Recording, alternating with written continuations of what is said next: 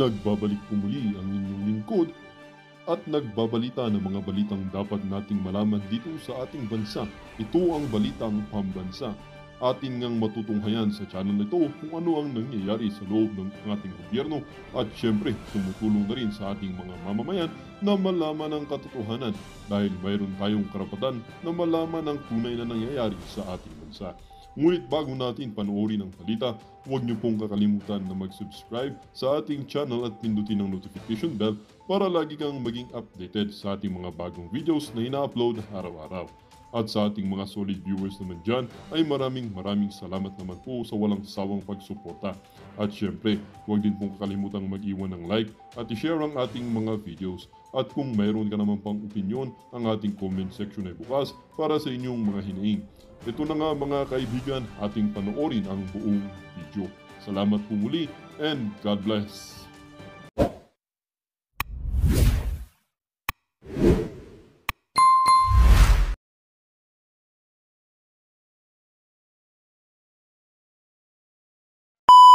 Sigurado ko, no wonder kaya hindi dumadaming church member niyan dahil sa ugali niyang bishop na yan eh. Oh, tingnan ninyo yung church member niya, hindi dumadami. Mas marami pa siguro yung nagbabantay sa kanya. Hindi, pero walang biro ho mga kababayan ha. Kung yung dalawang hearing sa fake news na yun, hindi pa sapat, gagawin pang 3. Ito kayang hearing daw about sa pagdukot kay Pangulong Duterte, isa pa lang, sapat na. Abay, malaking katarantaduhan po yan. Hindi ho tama yung inyo pong konklusyon ho dyan pag ganyan ng sinasabi ninyo. Dahil mga kababayan, hindi pa ho natin nalalaman talaga kung sino yung kasi importante ho natin maintindihan. Kasi akala nung iba tapos na dahil nagkaroon na ng konklusyon si Senator Amy. Importante kasi nating matuntun dito sino yung mastermind. Kasi ngayon nagtuturoan na sila eh. Si Tory mukha na rin ng gunggong dahil po sa pag tinatanong siya, hindi na siya makasagot ng diretsyo. 'Di ba kailangan pa siyang turuan ni DILG Secretary Remulla, 'di ba? Kailangan pa siyang turuan. O kaya nga may part doon na merong video na bumubulong-bulong pa si Remulla. Parang ano lang din eh. Parang demonyong bumubulong-bulong eh. Kasi nga hindi na ho masagot ni Torre. So ano ba talaga ito? Ito po ba ay plano ng mga Remulla? At kasi may isa pang haka-haka ho dito, inutos ho ni Romualdez daw ito, na talagang tanggalin ho si Pangulong Duterte para nga naman mahirapan manalo yung kanya mga senador. At pag nahirapang manalo yung mga senador niya, mas may pag-asa silang i-impeach si Vice President Sara Duterte. At pag na-impeach si VP Sara Duterte, hindi na siya makakatakbong 2028. Magkakaroon na ngayon ng pag-asa itong Romualdez na ito. Kasi hanggang nandyan si VP Sara Duterte, mantakin mo 1% lang ata yung kung hindi ako nagkakamali, 1% lang ho yung sa survey ni Romualdez, di ba? Parang tanga lang, mas madami pa. Gago! Hindi, sorry pero katotohanan no eh. So kailangan niya, the only way para may possibility manalo siya is ma-eliminate niya ang mga Duterte sa eleksyon, di ba? So, yun ang sa tingin natin. Kaya nga marami nagsasabi, sa totoo lang, wala naman talagang alam si Marcos. Alam naman natin si Marcos mahinang nilalang, mahina ang utak, mahina ang political will. Kaya nadidiktahan lang siya ng asawa niya at ng kanyang pinsan. So parang sila lang ang nagko-control, di ba, ng eksena diyan sa Malacanang. Kaya nga dapat matunto natin sino pa talaga nagpa-kidnap kay Pangulong Duterte. Yan ang kailangan nating malaman. Sino ba talaga ang may utos? Sino ang may command? Kasi sinasabi ni Torre, inutos lang sa kanya ni Marbil. Hindi pa nga ako natatanong si Marbil eh. Tapos sasabihin nitong Yusek Castro na to, kumpleto na. Hindi pa nga natatanong yung mama eh. Na bakit mo inutos? Sino nag-utos sa'yo? At bakit yan ang pagkaintindi mo sa batas? Wala ka bang alam sa batas? Ako nang sasagot, Senator Amy. Simple lang naman po eh. Ang sagot niya po pagdating sa droga, Ang mga nagda-drugs ay hindi naman dahil sila ay addict. Ngunit kailangan lang nila sa nagpupuyat sila. Alam mo, may sagot ako dyan. Ano? Kabukitso. Anong Kabukitso? Punta ka sa Kabukitso. Dito sa Kabukitso, punta ka. Puntahan mo yun dito. Hanggang umaga, gising ang mga tao. Oh, lalo na yung mga nakapilang mga mukhang ano dyan. Gising na gising sila. Pero wala naman ako sa tingin ko nagdodroga dito kasi kung meron man, iilan lang. Kasi sa totoo lang, ang droga sa Japan talagang death penalty. Mahigpit po sila dyan. At saka malalaman mo naman pag nagdodroga tao, gano'n na yung lakad, parang ano na eh. Ganun na, di ba, pag nagdodroga. So far, wala akong nakitang parang zombie dito. So far, wala po akong nakita na gumaganon-ganon ng labi. Wala. Pero puyat sila. Oh, doon pa lang sablay na po si Marbil eh. Kaya nga alam mo, Senator Amy, dapat talaga ang puntiryahin mo dito. Kahit yung mga sekretary, sige, wag mo nang patinin kung hindi na kailangan. Ang puntiryahin mo dito si Marbil at saka si Torre. Ano ang kanilang partisipasyon? Kanino sila sumusunod ng utos? Importante yun kasi sila yung sila yung nag-execute ika nga nung plano. Si Marbil mismo pumunta daw sa airport. So sila yung nag-execute ng plano. Sinong nag-utos sa kanila? Importanteng maunawaan natin yan kasi the law doesn't says na dapat silang hulihin, dapat silang kunin. Ang batas sinasabi na dapat silang kunin at dalhin sa korte. Local courts. Sino nag-utos sa kanilang dalhin doon sa Villamor, 'di ba? At sino rin nag-utos at sino yung kumuha ng eroplano? Hindi ho biro kumuha ng eroplano na ililipad mo ng Dubai. Hindi ho yan yung instant na sakay tayong taxi ganun. Punta tayong Dubai, hindi ho ganun 'yun. Ayan may preparasyon sa mga, siyempre sa tower, may preparasyon yan sa gasolina, hindi naman yan yung tipong mabilis ang gasolinahan eh, di ba? Yan ay matinding preparasyon. Siyempre, kahit nga yung piloto, pinaghanda yung piloto. Hindi naman pa pwedeng, ikaw na magganon dito, palipad dito. 9 hours time babiyahe, papuntang Dubai. Hindi ganun yun. Talagang preparado yan. Sino nag-utos? Ang dami pa pong mga katanungan na dapat masagot nitong mga opisyal ng gobyerno. Kaya Claire Castro, sablay ka na naman. Oo, totoo, sablay ka na naman. Ang ganda nga ng sinabi sa ni Topacio eh. Sa totoo lang, napanood nyo yung isa sa mga sinabi ni Topacio. Nagpapasalamat din siya kay President Marcos dahil in-appoint niya si Claire Castro. Dahil kay Claire Castro, pagising sa umaga daw, meron tayong pinagtatawanan. Alam mo, sabi ko sa inyo eh, pag matinong abogado, pinagtatawanan to si Claire Castro. Sobrang sablay ng logic niya, sobrang sablay ng kanyang, sorry, this is the term, okay? Ito yung sa tingin ng mga tao. Hindi ko sure kung totoo o hindi. Pero nakikita ko sa mga comments, hindi ko lang alam kung totoo o hindi Sabi nila, parang itong, may tililing. Sabi nung mga nasa comments. Hindi ako sure kung totoo yun. Kayo ho umusga. Sa tingin nyo po ba si Yusek Claire Castro ay may tililing? Yes or no? Lagay nyo dyan sa comments sa baba. Kasi daw, yung logic niya talagang out of this world na logic. Ako, sa tingin ko, may utak naman siya. Sa tingin ko honest opinion ko to. Sa tingin ko may utak naman siya. Kaya lang, mahirap talagang ipagtanggol ang gobyernong ito. Mahirap ipagtanggol si Marcos. Mahirap ang ginagawa ng gobyernong ito. Kaya, nagmumukhang wala sa hulog. Nagmumukhang ob-ob yung siya. Dahil nga po, paano mo ipagbabaluktutin ng mali? Di ba? Magmumukha kang tanga. Pagka binaluktot mo, mali. Alam mo yon, kahit na alam mo, pula yan. Sasabihin, di ba, pula yan. May nakita kang color, pula yan. That's a fact.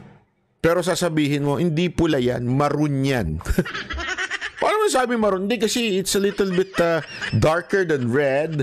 So maroon yan. Ang red kasi yung medyo malight-light eh. Alam mo yon? It's a fact. Red is red. Hindi mo pwedeng baguhin yan. Pero gagawa ka ng palusot at yung palusot na yan, nagmumukha ka ng tanga. Kasi nga, you're trying to, alam mo, lie para lang maano yung script mo. Yun ang problema kay Claire Castro. Ako naman, isa rin masasabi ko, ako nagpapasalamat din ako kay Marcos. Palakpakan natin. Dahil kay Marcos, hindi kami nauubusan ng topic. Dahil si Claire Castro nga naman ay sabi nga ni ba, wag nang patulan. Okay lang, masarap magtawa-tawa. Minsan din nakakatuwa ding tumawa di ba? Magkaroon ng lighter side. Kasi dati corny, wala lahat ng mga vlogger niya medyo not interesting, di ba? Dumausdos na nga lahat ng vlogger niya. Yung iba nagbaligtaran na kasi nga hindi ito wala po akong pinaparinggan o sino man. Maraming ang vlogger na itong si BBM dahil walang gana sa kampo nila, bumaligtad na lang. Not out of principle, but because they need views.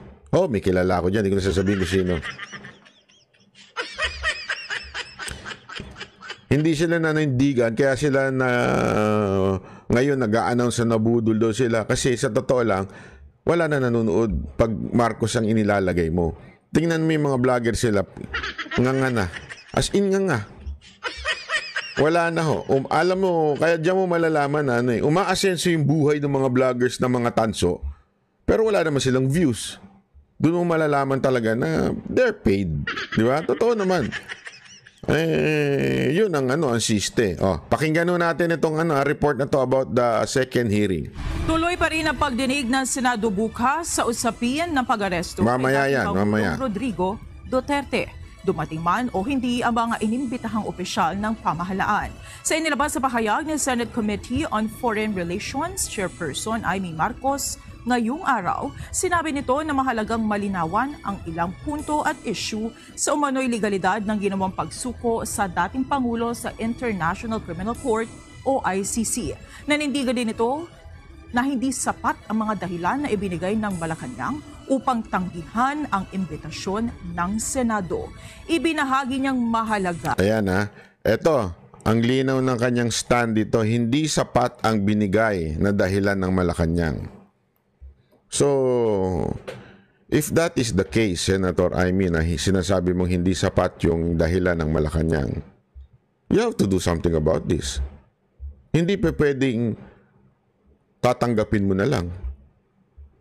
Baka naman takot ka sa kapatid mo kasi napagsabihan ka ng kapatid mo. Pero ako, naniniwala pa rin ako. I'm giving you the benefit of the doubt that you would do the right thing. Akin yan ganito I challenge you, Senator Amy. I challenge you, and sigurado ako kahit yung ibang mga Pilipino, yan din ang nasa isip nila. We also, kasi yung ginawa po ni Torre, nakita po nating lahat yan. No one can deny na ginawa niya yun kasi nasa video. Pwede niyang ituro ng ituro yung kanyang boss na si Marbil na may pasimuno, nag-utos. But yung nasa video, fact na po yun. Ibig sabihin po, hindi mo na pwedeng i-erase yun. Nandyan na po sa video yun. And alam mong may kalabisan. Humihingi ng abogado, hindi binigay. Yun na lang kamag-anak, hindi rin ibinigay. Yung dalin sa korte, hindi rin sinunod. At yan po ay documented with video, with audio. So hindi na natin kailangan tumingin pa sa iba. At sinabi mo sa iyong konklusyon, hindi pala konklusyon, parang unang report, sinabi mo na mali o walang legal na ginawa. Ibig sabihin, illegal po. So dapat, I challenge you, i-contempt mo si Torre. Alam mo, pag kinontempt mo si Torre, kaya nga ang title ko dito is Torre mako-contempt na. Pag si Torre kinontempt mo, maybe, ito ano ko lang ho ito maybe the Duterte supporter would consider you. Kasi ngayon, lahat na sinasabi mo, ano lang, daldal lang, ika nga. Ano lang siya, puro daldal ka lang, puro ka lang pabida. Alam naman po kasi natin Alam naman po natin na talagang ang alyansa ng mga ni Marcos ay sinking boat na o pabagsak na ika nga, palubog na. Palubog na po yung bangka. Kaya tumalong ka na. Yan ang ginawa mo Hindi ka nag-resign para umalis. Hindi ka umalis diyan para kunwari hindi na mahirapan yung alyansa. Hindi. Nakikita mo. Alam niyo ito mga kababayan matalino po kasi ito si Senator Amy. Tuso ho itong alin to Kaya sigurado ko nakikita niya na palubog na yung kinabibilangan niyang grupo. Kasi sasabihin niya, hindi, simula pa lang independent na ako. Ano simula pa lang independent? Sumama ka pa sa rally ng alyansa, independent ka na. Oo, maybe in papers, independent ka. Di ba? Sa dokumento, independent na nakalagay doon. Di ba? Sinagmit mo nung nag-file ka ng candidacy. Pero, sumasama ka pa. In-announce ka pa ng kapatid mo. Sa madaling salita, gusto mo yung makinarya ng gobyerno. Kaya ka nandun. Kasi if you're really against it, hindi ka nasasama. Diba? Ito ang punto ko dito. Bakit umalis ka? Bakit ka, kasi alam mong lulubog na yan.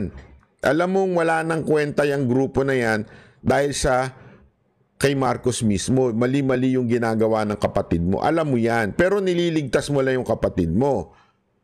Pero ito, since yan naman ang gusto mo, alisan yan at gusto mong manalo kaya sinusubukan mo i-win ang puso ng mga Duterte supported kasi kita mo alam mo, hindi ka ba mapapraning sa dami ng nag-birthday celebration na yon? At ang emphasis doon, kung gusto nyong gumante sa gobyerno nito, iboto nyo straight Duterte slate. Di ba? So, ibig sabihin, yun na talagang ang utak ng tao. Kaya kung makikita nyo sa mga kalye survey namin, grabe ho. Talagang, hindi, Duterte team kami. Straight PDP kami. Straight Duterte senators kami. Di ba? Ganun na ho As a matter of fact, yung iba pa nga, medyo alanganin pa doon Before everything na nangyari, yung iba doon, boboto ko yan, pero not everyone. Siguro ito lang, ito. Yeah? May ganun may ganun. Pero nung ginawa niyan, alam mong ngayon, straight na. Duterte ang boboto. Ngayon, dahil palubog ni alyansa, tumalong ka na at gusto mong sumiksik dito. That's the truth. Even if you keep on denying it, yan ang logical reason kung bakit mo ginagawa yung ginagawa mo. Ngayon, I'm giving you a tip, a challenge, advice, unsolicited advice. Kung gusto mo talagang mawin ang mga Duterte supporter, i-contempt mo yung mga hindi a-attend. I-contempt mo, lalong-lalo na si Torre. Kasi si Torre talaga mainit ang ulo ng mga Duterte supporter dyan. Yan ang pinakabastos, pinakagago na general ng Pilipinas. Yan po talaga diyan po talaga galit na galit ang Pilipino dahil napakabastos niyang tao na yan. I-contempt mo, tingnan mo kung ano mangyayari. Ako ito sa tingin ko, you would win the Duterte supporter pag ikinontempt mo yan. Sampulan mo. Kasi mali-mali nagsisinungaling on the spot nagsisinungaling sa'yo. Ba't hindi mo i-contempt? Sa kamera nga O pag hindi kayo nag-sorry, contempt kayo. Ganun.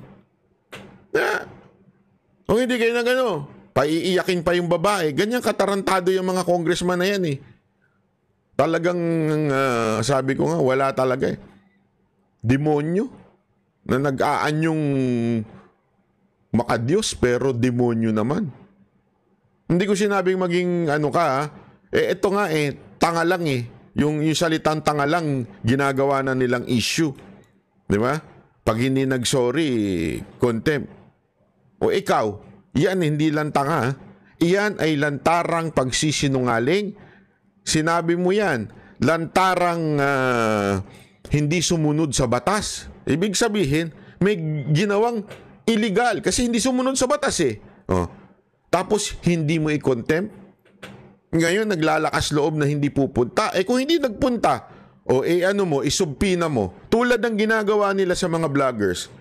Nananakot sila. Baka hindi kayo pupunta, subpina kayo. Pag contempt na kayo. Ganyan-ganyan pa yung mga hayop na mga congressman na yan eh. Akala mo talagang Panginoon ng bansang Pilipinas eh. Hindi, akala mo talaga yung mga congressman natin, sila ang Panginoon sa Pilipinas eh. Di ba? O ikaw, Senator Amy, puro ka daldal? Puro ka pabida? Ito, bibigyan kita ng tip. Baka makumbinsin mo pa mga Duterte supporter kung ipakukulong mo si Torre. Di ba? Ano sa tingin nyo mga kababayan? I-comment nyo lang. Babasahin natin yan ha. Tuloy. Ang presensya ng mga opisyal ng gobyerno sa pagdinig upang magbigay linaw sa mga isyung na unang lumitaw at masagot ang mga katanungan mula sa nakaraang pagdinig. Ayan. Alam nyo mga kababayan, yan ang inaasahan natin ha. Yang hearing na yan, aabangan natin yan mamaya. Talagang dapat sumagot sila ng maayos. Yung hindi nagsisinungaling. At pag hindi sila nagpunta, hindi mo dapat sila tantanan, Senator Amy. Dito namin makikita kung maninindigan ka. Dito na makikita kung talagang totoo ka ba. Kung palulusutin mo lang itong palusot nila Bersamin, wala ka palang kwenta. Yan ang katotohanan. Wala kang kwentang senador. Pag pinalusot mo lang itong dahilan nila Bersamin. Okay? Kasi alam mo, ang alam ng tao ngayon, ang alam talaga ng tao ngayon, ang pamilya nyo budol. Ang pamilya Marcos ay budol. Wala nang maniniwala sa inyo ngayon. Yan ang siste. Kaya nga mantakin mo, presidente yung kapatid mo, dumausdos sa ratings. Fact po yun. Scientific po yun. Hindi po yung survey na pagmamayari ng politiko. Fact po yun na talagang ayaw na sa pamilya ninyo. Damay-damay kayo kasi budol kayo. Hindi yun ang katotohanan. Ang Marcos equals to budol. Lahat na sinasabi ni Marcos ay budol, kasinungalingan. Lahat na sinasabi niya, kabaligtaran ng ginagawa niya. Yan ang mga Marcos.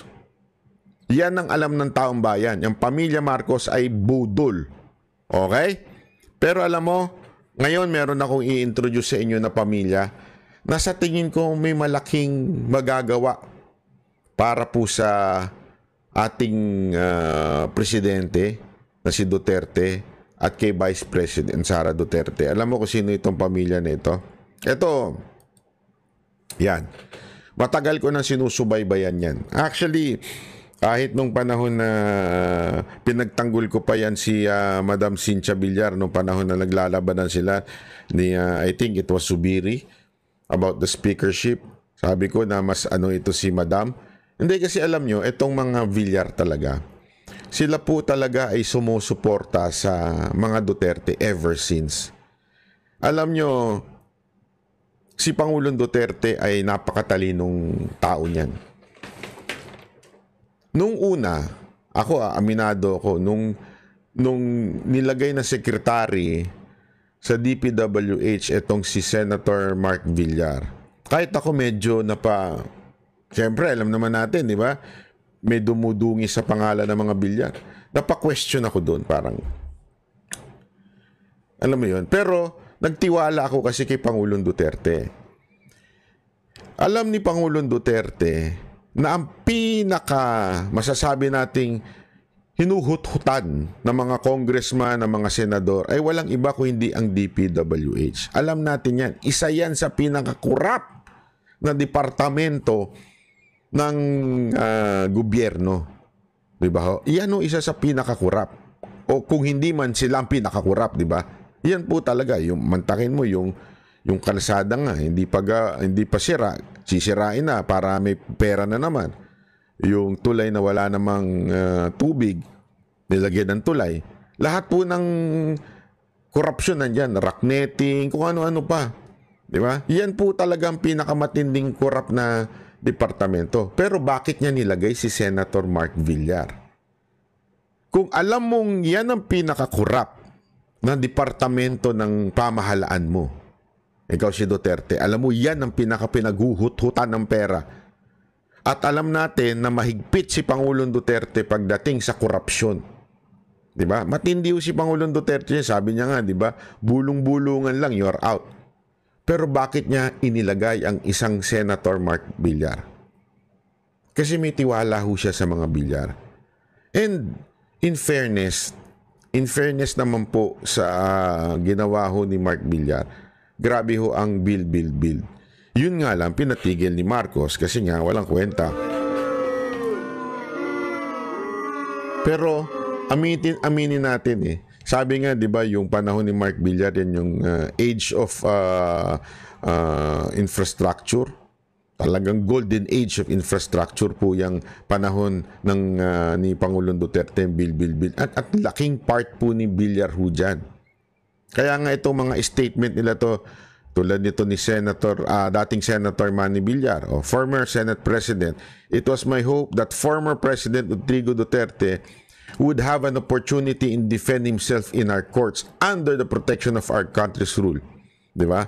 Si Villar naman, si Cynthia Villar, we don't give our former president to the foreigner. Grabe, ito yung sabi kong stand.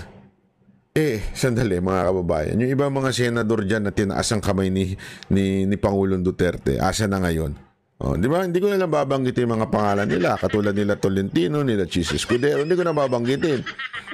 Lahat po yan tinaas ng kamay ni Pangulong Duterte. Lahat po yan na nagpa-picture kay Duterte. Ito pa yung sinabi ni Senator Mark Villar. I'm sad that your simpler wish to be judged by the Filipino people did not reach fruition, di ba? So, mga kababayan, etong sinasabi ko ito, hindi ho para i-endorse ho si Camille, si Congressman Camille Villar. Hindi ho yun ang punto ko dito. But if there's one thing na nakikita ko, eto aking opinion lamang po ito nakikita ko,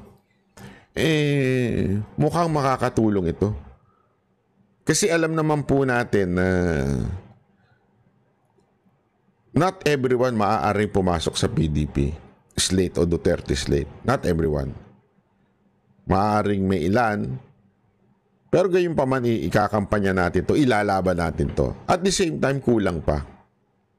Diba? Kulang pa po.